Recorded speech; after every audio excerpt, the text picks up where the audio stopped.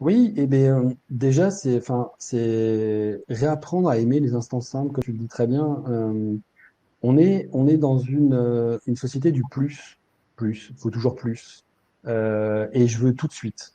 Moi, j'aime beaucoup utiliser ce mot. On est dans une société de jouisseurs, c'est-à-dire je veux tout, tout de suite et maintenant et facilement.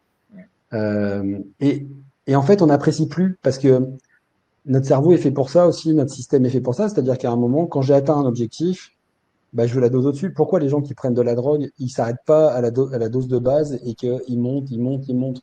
Pourquoi les gens qui prennent de l'alcool montent, montent, montent? Voilà. Après, il y a des gens qui arrivent à gérer et tout, qui sont très bien, qui sont équilibrés là-dessus et tout.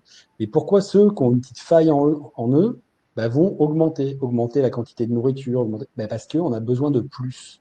Et le problème, c'est ça, c'est que je veux tellement plus tout le temps, ben, j'apprends plus à apprécier des choses simples qui vont me fournir la même dose de bonheur que d'acheter une nouvelle télé. Ben, je sais pas, moi, truc tout bête, il y a pas longtemps, je me suis fait un petit tour en van et j'ai fait mon café au feu de bois. Ben, ça peut paraître couillon, mais le truc qui est venu, c'est qu'il a fallu que j'aille chercher mon bois, il a fallu que je l'allume, il a fallu que je le fasse chauffer et tout. Et quand j'ai préparé mon café et que je l'ai bu, j'ai eu cette espèce de sentiment en moi de me dire, mais waouh, c'est quand Ouais. la dernière fois que tu as appuyé sur le bouton de la machine à café et que tu étais hyper heureux que cette machine t'offre ton café sans que tu aies aucun effort à faire? Ben, je l'apprécie plus. Quand je suis sur la machine, j'appuie, ouais, je prends mon café, ouais, je vais faire ma méditation, machin, mais je me rends compte que mon café, je l'appréciais même plus. Et là, le fait d'aller le faire moi-même et d'apprécier ce moment, mais ça m'a fait un bien fou.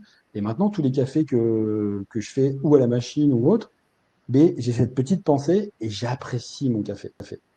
Et je dis toujours, c'est pas aller chercher. Alors, vous pouvez être heureux d'avoir de la gratitude, d'avoir fait 1 million d'euros de chiffre d'affaires, d'avoir couru un marathon, d'avoir rencontré l'homme ou la femme de votre vie. Évidemment, vous pouvez avoir de la gratitude pour ça. Mais c'est surtout pour le quotidien. Et moi, quand mes clients me disent, ah ouais, non, mais là, j'ai passé une journée de merde, donc ton truc de gratitude, je l'ai pas rempli. Ah ouais? Et il n'y a rien qui te fait du bien aujourd'hui, il n'y a rien qui te fait plaisir. Ah non, journée de merde, j'ai perdu une affaire, mon mec, il m'a cassé les pieds. Non, non.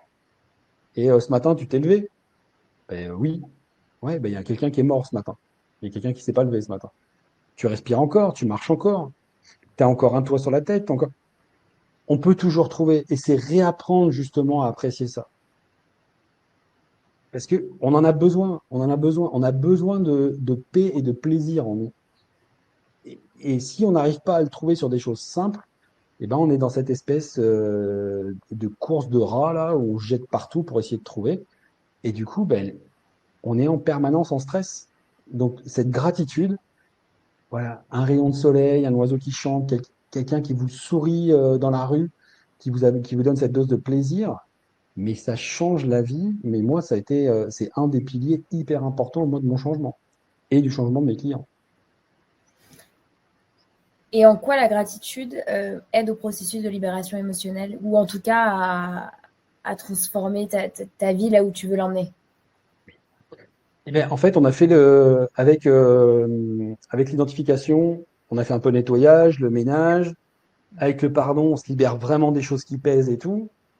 Ben, avec la gratitude, en fait, on va recommencer à mettre de la couleur à l'intérieur de sa maison, on va recommencer à remettre un peu de beauté, et sans remettre ce tas d'antiquités, de meubles et tout à l'intérieur de la maison. On va commencer, en fait, à créer un lieu propice à l'épanouissement.